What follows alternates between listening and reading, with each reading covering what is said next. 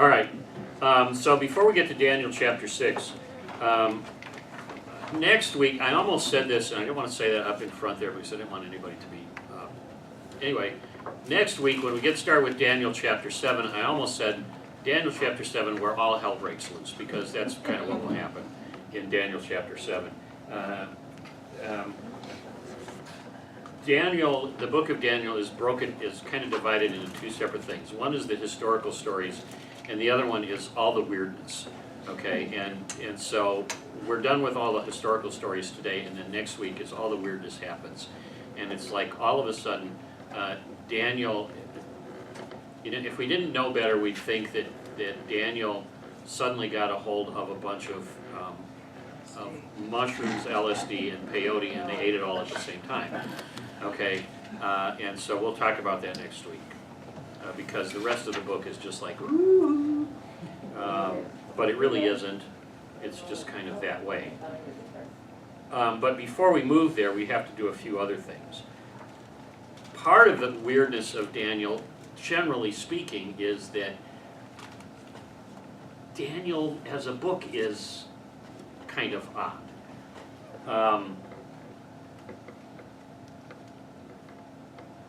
Daniel is an Old Testament book. Only half of it is actually written in Hebrew. I mean, we always talk about how the Old Testament is written in Hebrew, but only half of the book of Daniel is actually written in Hebrew. It's written most of it is written in Aramaic, which is the language that was spoken by the people of Judea in Jesus' day. So Jesus actually spoke Aramaic. They didn't speak Hebrew. In modern Israel, they speak Hebrew, but they spoke Aramaic. So Hebrew and Aramaic are related languages, but they're different. They're like Russian and Ukrainian. Okay. Or no, they're not. No, they're not High and Low German, because High and Low German are different variants of the same language. But they're like Czech and Slovak. They're different languages. Or Spanish and Italian. They're actually different languages, but they're related. And Aramaic and Hebrew are more like different languages, but they're related. So Daniel's actually written mostly in Aramaic, which is a different language than in Hebrew. And the reason for that is we have no idea. Okay, we don't know why Daniel isn't written mostly in Hebrew. Okay, because Aramaic is a language that they didn't normally. I mean, we don't know why. So everything was written in Hebrew except Daniel was written in Aramaic. I don't know why. Okay. The other thing that happens with Daniel is that after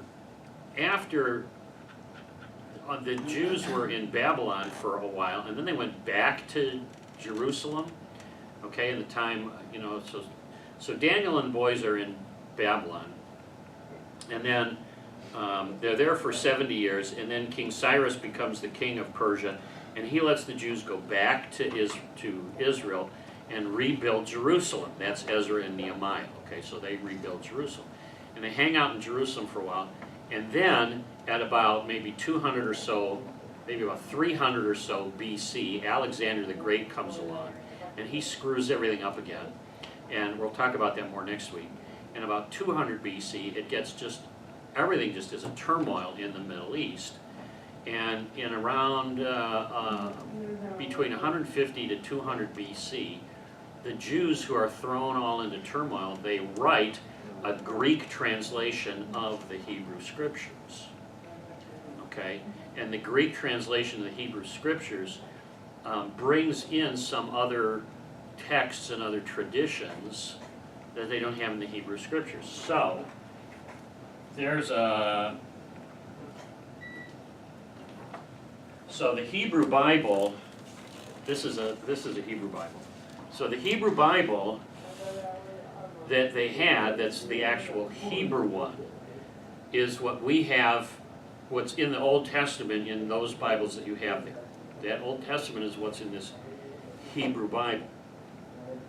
But the Greek translation brings in a bunch of other things which we sometimes call the apocryphal books, or in another word, the deuterocanonical books. that aren't found in the Old Testament in these Bibles that we have in the pews or here, but they are found in the New Revised Standard Version of the Bible, in some English translations, and in particularly, they're used in the Catholic tradition. So if you find Bibles in a Catholic church, you'll find some of these other books.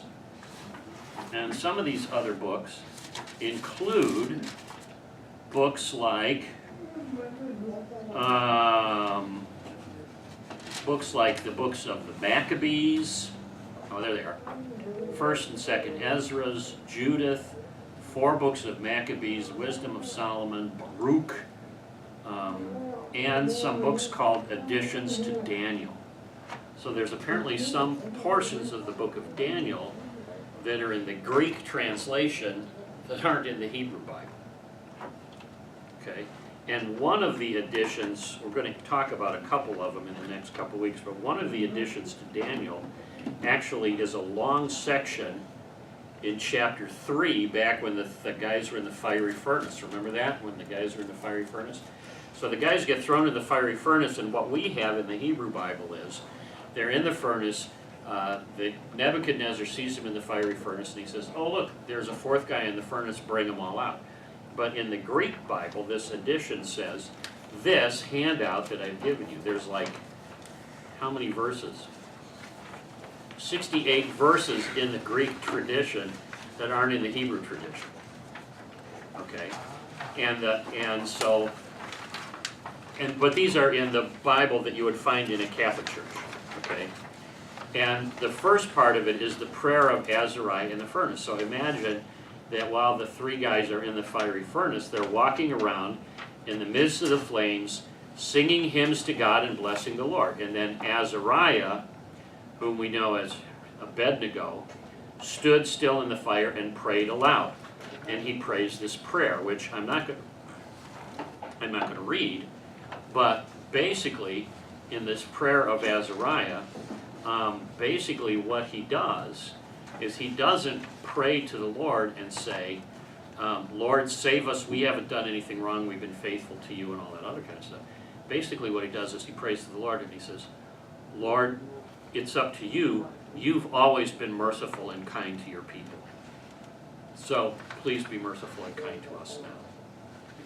We don't really deserve your mercy, but you're the merciful one. So he puts it to the Lord and says, you're the merciful one, you be merciful and kind to us now. Okay? So he does that for 22 verses. And then, now in verse 23, it says, now the king's servants who threw them in kept stoking the furnace with naphtha, pitch, tow, and brushwood. Okay, imagine that. And the flames poured out above the furnace 49 cubits. Okay, that's how what's a cubit, right? 49 cubits is about 75 feet high. And spread out and burned those Chaldeans who were caught near the furnace, those Babylonians. But the angel of the Lord came down into the furnace to be with Azariah and his companions, and drove with the fiery flame out of the furnace, and made the inside of the furnace as though a moist wind were whistling through it. The fire did not touch them at all, and caused them no pain or distress. Then the 3, with one voice, praised and glorified and blessed God in the furnace. Blessed are you, O God of our ancestors, and to be praised and highly exalted and forever. Blessed is your glorious holy name, and to be highly praised and highly exalted forever. Blessed are you in the temple of him, to be extolled. So he just goes on and on like this. Sing praise to him and highly exalted him forever. Okay, and it goes on and on like this. So this is a wonderful hymn of blessing that the 3 guys sing in the fiery furnace. And they just continue to list things. List after list. Bless the Lord, fire and heat. Bless the Lord, winter, cold, and summer heat. Bless the Lord, dews and falling snow. I think whales show up in there. Yeah, verse 57. Bless the Lord, you whales and all who swim in the waters. Okay, so it's a wonderful hymn of praise. Okay. While they're in the furnace that they sing this. It's in the Greek translation. Okay. And They've been in there a while. They've been there, they'll be in there a while. Okay, and Nancy's giving me this strange look about this. Is it because they've been in there for a while? Yeah. Okay, and all this is in the Greek version, and all of this is in the version that you'll find if you go to your typical Catholic church, but not in your typical Protestant church.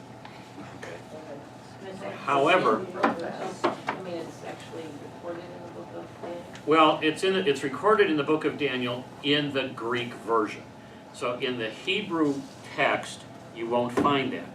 But in the Greek text, if you want to look for it here, you'll find it. Okay? In the book of Daniel. It's not like, oh, by the way, here's an appendix to the book of Daniel in the Greek text. It's right in there. Okay? Okay, it's just for the purposes of this edition, this English edition, it's separated out. Okay? So, there's that. However, even though it's not in the Bibles that we have in the Protestant churches, we have it in our hymnal these days. Okay? We actually have it in 2 versions in our hymnal these days. The song of the 3 men in the fiery furnace. One of them we don't usually sing. Hymn number 931 we don't usually sing. All You Works of the Lord. We don't do the whole chanting back and forth kind of thing, but I gave it to you anyway just so you can see it, that it's there. The other one we have sung. The All You Works of God, Praise the Lord. That's the hymn of the 3 men in the fiery furnace. If you look down toward the bottom, let me borrow Wayne's for a minute. If you look down toward the bottom, at the, no, it doesn't say that on there. Doggone. All right. I have to find a hymnal. It does say it in the hymnal, though. Can't share anymore. Nice Sing children. for us, Ed. Sing for us. Ed's going to sing it for us. Oh, Yeah. Ed, you can do the chanting.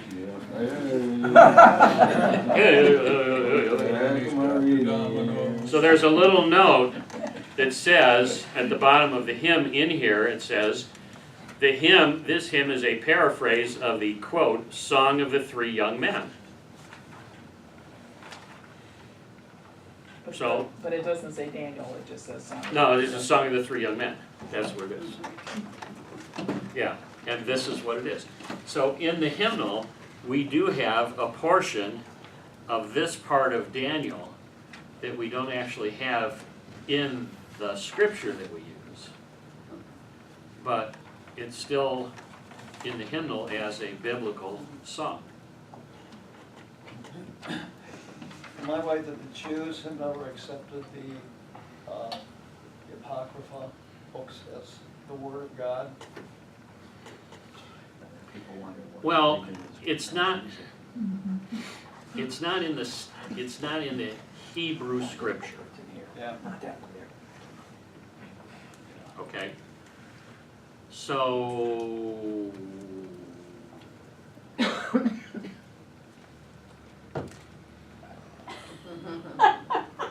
Neither is the New Testament, right? They were works to be studied, but don't have the same value that the rest of the Bible. You know, I don't, you know, That's the way it's hold on, because here's how I don't know, here's why I'm really hesitant to answer that one. Okay? I'm really hesitant to answer, I really don't know how to answer that one because what's, one of the things that we are sort of, at least we've heard of, as Goyim, Gentiles, is we've heard of Hanukkah. Okay? And the whole story, the whole historical story of Hanukkah is recorded in the Apocrypha, in the books of the Maccabees, which are only in the Apocrypha, but not in the Hebrew Scriptures.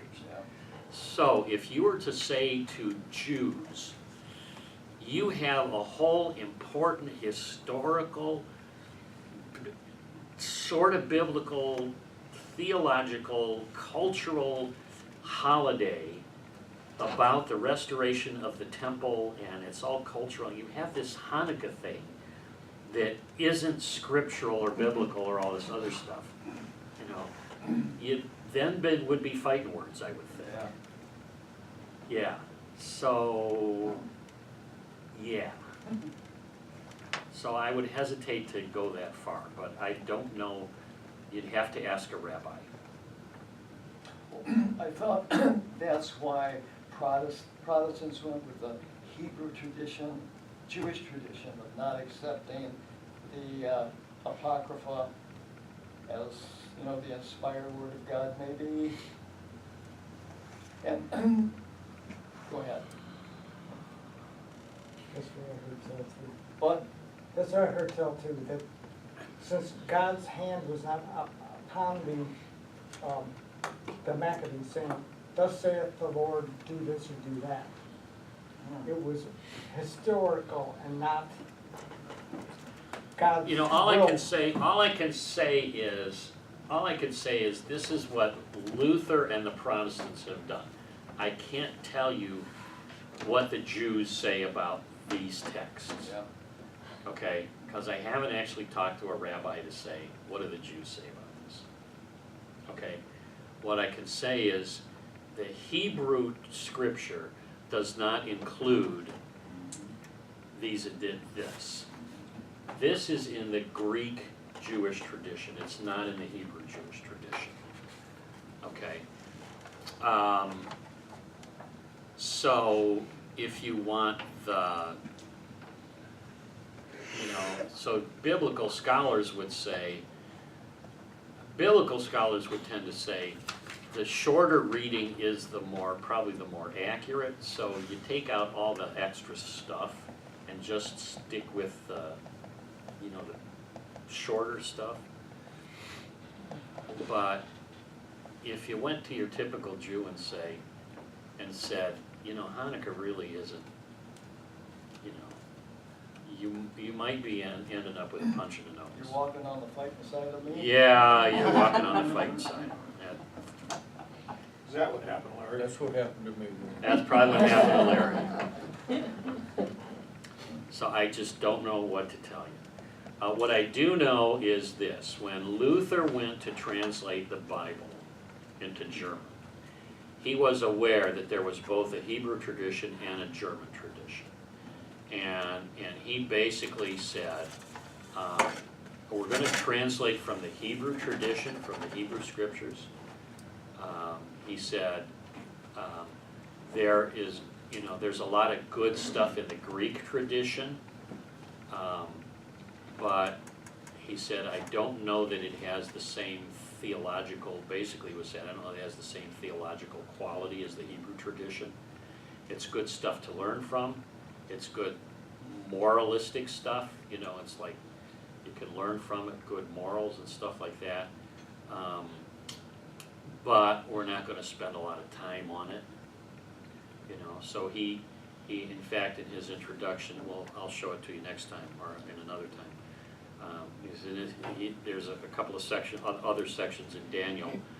He says, you know, I'll put these in another place like a little spice garden off to the side, you know. So they're nice to have around, but you don't really need them. There are a couple of fun stories, but that's about all he gave him credit for.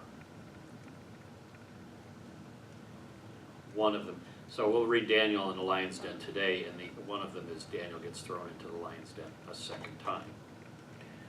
You know, and we'll see that one in another week or two, but there's not really much of a point in Daniel getting thrown in the lion's den twice. I'm sure why that even happens.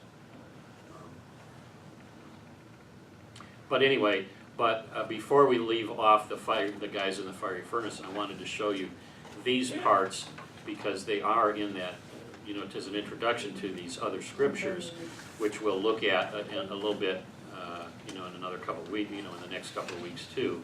But also because we do have this in the hymnal, and so forth.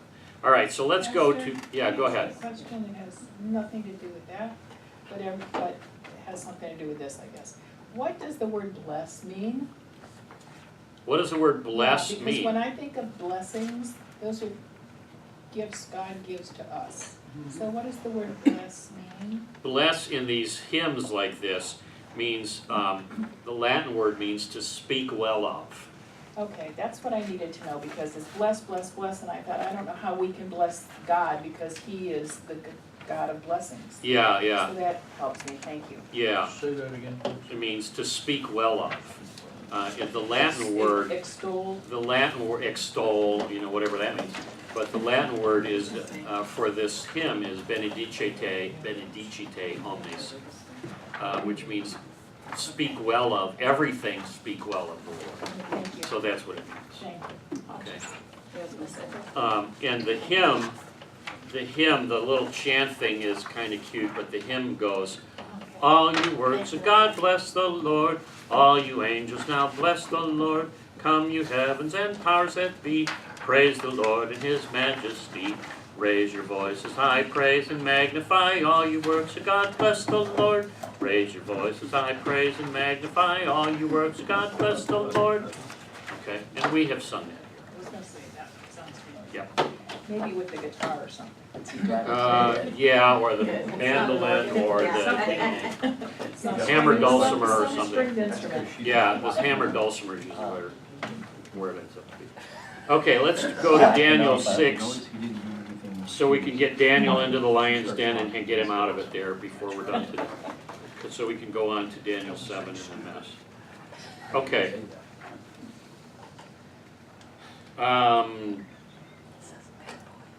Darius, why does he keep coming? Me.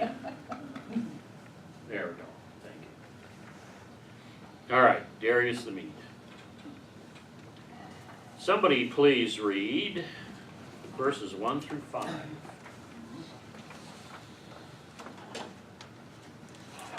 Palace intrigue. It pleased Darius to appoint 120 satraps to rule over the kingdom, with 3 administrators over them, one of whom was Daniel. The satraps were made accountable to them so that the king might not suffer loss. Now Daniel so distinguished himself among the administrators and the satraps by his exceptional qualities that the king planned to set him over the whole kingdom. At this, the administrators and the satraps tried to find grounds for charges against Daniel in his conduct of government affairs, but they were unable to do so. They could find no corruption in him because he was trustworthy and neither corrupt nor negligent. Finally, these men said, we will never find a basis for charges against this man Daniel unless it has something to do with the law of his God. Okay, thank you very much. And satraps or satraps are just provincial governors in the Empire of Persia. So they had 120 provinces, each one with a governor. And Daniel was one of the administrators over all these guys, and they hated him.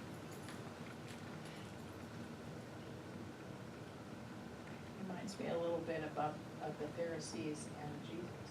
Yeah. Yeah, we'll never find anything against him unless it has something to do with God, so.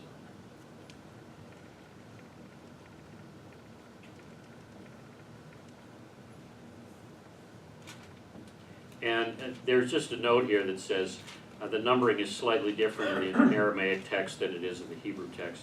And in the Greek, by the way, in the Greek version here, they're slightly different, I think.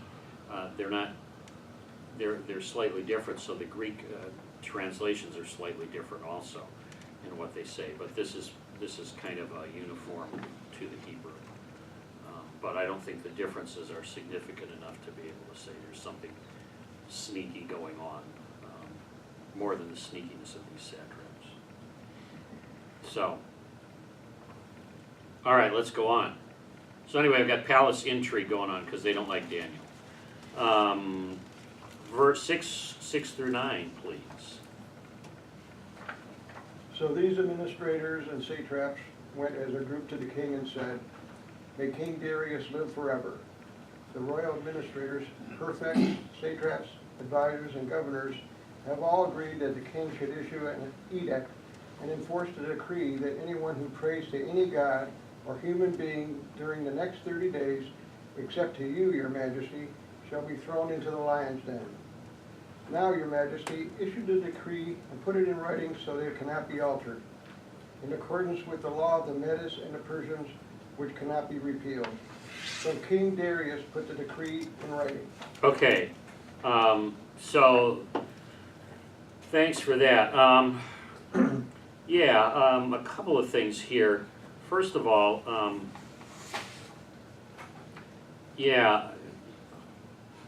normally, the pronunciation of, normally it's the law of the Medes and Persians, but, because it's the Median Empire. But the Medes and the Persians, the Persian Empire, those guys were normally pretty tolerant of other religions. It would have been unusual for the Persian emperor to say, you have to pray to me. That wouldn't have been unusual. I mean, that would have been standard procedure for Egypt. Okay, Pharaoh was considered to be a god. Okay, so if Pharaoh would have said, pray to me, nobody would have been surprised. If a king of Israel would have said, pray to me, everybody would be shocked. If Nebuchadnezzar said, pray to me, nobody would be too shocked. They wouldn't be too surprised. But if the king of Persia said, pray to me, they'd be pretty surprised, because that wasn't the standard Persian practice. What they usually did was, in ancient empires, they were kind of did two different things. One was, if you take over another country, you either try to completely squelch their religion and their culture and impose your own totally, or you encourage their religion and culture and do as much as you can to encourage it, so that everybody sees what wonderful, nice, benevolent people you are. Okay? And that's what the Persians tried to do. You know, they were like, oh, you're Jews? Be Jewish. You know, we like Jews. You know, we like, all of your Jewish kinds of things. You know, we like, whatever you guys Jews are doing, just do it up real nice, and we'll help you celebrate that. And, that's what Persians like to do.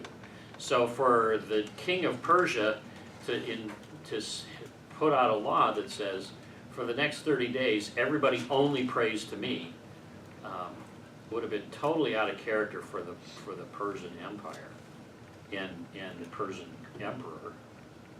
And this was straight up an appeal to his ego and nothing else. Huh? He fell for it. And he fell for it. Yeah. And, make this according to the laws of the Medes and Persians, which cannot be repealed even by the king, So, I mean, that's part of the formula of this, If you do it according to the laws of the Medes and Persians, even the king himself 3 days later can't say, no, this was a bad idea, we gotta repeal this. He can't do that. It's set in stone for the next 30 days, and we're stuck with it.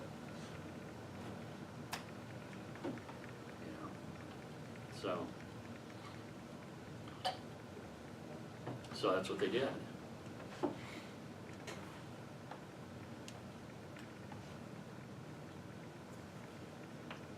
So, and by the way, this, down through history, this is, you kind of see this happening. The Greeks, when Alexander the Great, and we'll hear about this in the next couple of weeks, when Alexander the Great came around in the 300s and conquered his empire, that's basically, what he basically did in all the countries he conquered, was he looked at them and he said, you guys are Jews? Cool, just keep on being Jews, I love it. You guys are Parthians, keep on being Parthians, I love it, you guys will be fine. But when his successors came along, when he died and his empire broke up, those Greek generals said, you guys are going to be Greeks. Whether you like it or not, you're going to be Greeks. And the stories of the Maccabees in the Apocrypha are like, we hate Jews, and we're going to do everything we can to make you Greeks. We're going to force it. And they persecuted the Jews terribly. It was terrible stuff. And they wouldn't tolerate any nonsense from the Jews. It was terrible stuff. And down through history, you have a similar way. The British did a sort of a similar thing whenever they took over countries. They tried to make those people British wherever they took them over. And So did Americans. so did Americans, but the British were masters of it, and the Americans kind of learned from that, you know. But the British did it in Ireland, they did it in India, they did it in, you know, Africa, wherever they were. So. Okay. All right, verses 10 through 15. So here's Daniel's response. Now, when Daniel learned that the decree had been published, he went home to his upstairs room where the windows opened toward Jerusalem. 3 times a day he got down on his knees and prayed, giving thanks to his God, just as he had done before. Then these men went as a group and found Daniel praying and asking God for help. So they went to the king and spoke to him about his royal decree. Did you not publish a decree that during the next 30 days anyone who prays to any good God or human being to you, your majesty, would be thrown into the lion's den? The king answered, the decree stands in accordance with the law of the Medes and Persians, which cannot be repealed. Then they said to the king, Daniel, who is one of the exiles from Judah, pays no attention to you, your majesty, or to the decree you put in writing. He still prays 3 times a day. When the king heard this, he was greatly distressed. He was determined to rescue Daniel and made every effort until sundown to save him. Okay, and verse 15 also, please. Then the man went to the group of King Darius and said to him, remember, your majesty, that according to the laws of the Medes and Persians, no decree or edict that the king issues can be changed. Okay, thanks. And this includes, apparently, that the king can't commute the sentence, you know, to say, well, we'll put him in prison instead of the lion's den. You know, he can't even do that. Okay, he can't even do that. So Daniel's response is praying, and of course, what do these guys do immediately? They tattle. Okay. They tell on. And you knew they were going to do that. Okay, because they're a bunch of 5-year-olds, basically, is what they are. Not what Daniel's doing. All right, so 16 through 18. So the king gave the order, and he brought Daniel and threw him into the lion's den. The king said to Daniel, may your God whom you serve continually rescue you. A stone was brought and placed over the mouth of the den, and the king sealed it with his own signet ring and with the rings of his nobles, so that Daniel's situation might not be changed. Then the king returned to his palace and spent the night without eating and without any entertainment being brought to him, and he could not sleep. At the first light Yeah, of hold on day for dawn- just a second there. I had this note on where Darius says to Daniel, may your God whom you serve continually rescue you. And it just now occurred to me, so I hadn't looked it up, and I don't even know if I could. It would take me a while to look it up. I just wonder if the word could also be translated, may your God whom you serve faithfully rescue. Not just continually, but faithfully.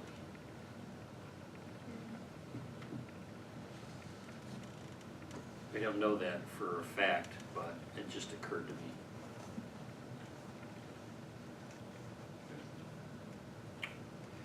Anyway, all right, thanks, Richard. So the king spends a sleepless night while Daniel is in the lion's den. There's Daniel in the lion's den. There are the lions. They're having a nice conversation all night. Somebody please read verses 19 through 23. At the first light of dawn, the king got up and hurried to the lion's den. When he came near the den, he called to Daniel in an anguished voice, Daniel, servant of the living God, has your God, whom you serve continually, been able to rescue you from the lions? Daniel answered, "May the king live forever. My God sent his angel, and he shut the mouths of the lions. They have not hurt me, because I was found innocent in his sight, nor have I ever done any wrong before you, your majesty." The king was overjoyed and gave orders to lift Daniel out of the den. And when Daniel was lifted from the den, no wound was found on him, because he had trusted in his God. Okay, thank you.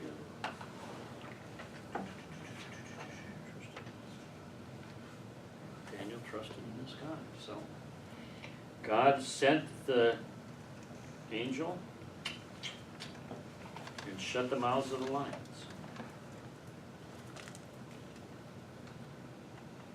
Ooh, poetic justice. Uh-huh. Somebody? At the king's command, the men who had falsely accused Daniel were brought in and thrown into the lion's den along with their wives and children. Before they reached the floor of the den, the lions overpowered them and crushed all their bones. Yeah, there you go. Poetic justice.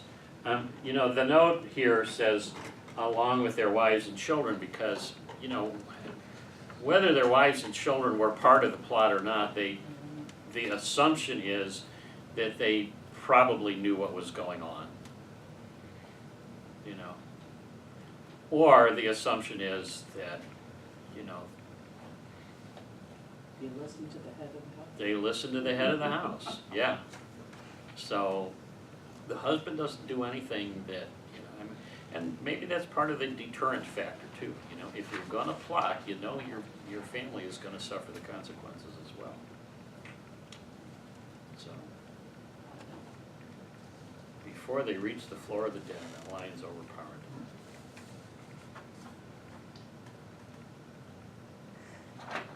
Well, the thing is, I've questioned that several times, the way they say that. You know, because the thing is, they falsely accused him, but did they really falsely accuse him? I mean, he did go against the decree. You know, so they just said, hey, he's not doing what you told him.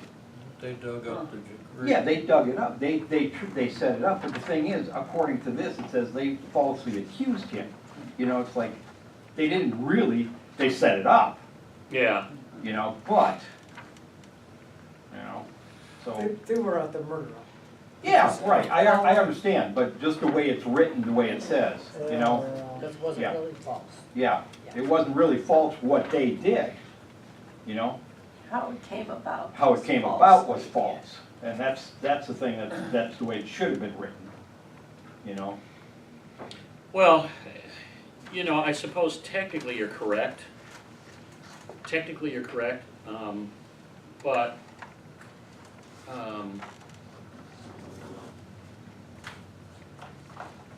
you know, the way it's phrased there wants me to say, and just simply because we just did this section on the Ten Commandments in the Catechism in Coffeyville.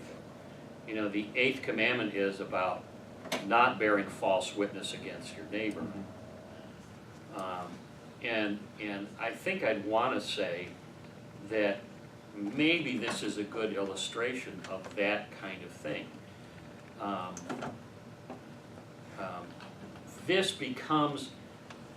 This really is an 8th commandment issue, even though it looks like they told the truth about Daniel. There is a law that says, don't pray to anybody but the king. Daniel is praying to somebody else, and we're telling you that Daniel is breaking the law. There is truth to that. There is a law that says that. And yet this is an 8th commandment issue because those guys maliciously set up the law to maliciously entrap Daniel in that law. I Because agree they with you knew that he was gonna do Yeah. that. Yeah, I understand that, but I'm just saying is that, you know, the way it's written, the way it's worded, you know.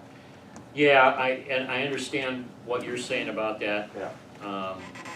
And all I'm gonna say is, you know, the way it's worded prompts me to say, that prompts me to bump it into saying it's an Eighth Commandment issue to say, this is a malicious truth, Yeah. you They know? set it up so it Quote it. looked as though Daniel wasn't supporting the king by not following the thing. And he said, Daniel said, nor have I ever done any wrong before you. He's always served the king. Right, He always did his job. right, Um, And they set it up to make it look like he didn't. right. Right, And run in, you got the just reward. right, and, yeah, in the end, they got their just reward and so forth. And I think Pam is right too, I mean, you know, the implication of, you know, their scenario was that if there, you know, is that anybody who is praying to someone other to the king isn't truly serving the king completely, which is patently false. Because Daniel served the king as well as anybody, and even better than most of them, even though he prayed to the Lord still Which is 3 what, times a which day. is what caused them to do it in the first place. Which is what caused him to do it in the first place. Could the translation from Greek to, does Greek have the word falsely in it? Homework for this week, Yeah. Pastor. Homework for this week, Pastor. I'm just thinking maybe the translation from the, you know, the original, and, you know, we translated it as falsely, and that's not what the original translation, or the original, Yeah. meaning was. It was just I easier to couldn't, describe it I'd this have way. to I'd have to do homework. Yeah. I'll have to tell you this, I can't read Hebrew that fast anymore to be able to look at it right now and go, oh, yeah, no. I can read Just throw some that out Greek there. that fast, but not all Greek that fast. So I might have to look that up. But let's, for now, let's leave it as some of these things. Oh, yes, Okay. definitely. They definitely manipulated the situation to get Daniel into this. And, you know, and I think that, let's say this for teaching purposes, this says to me, this makes this an Eighth Commandment issue. Thou shalt not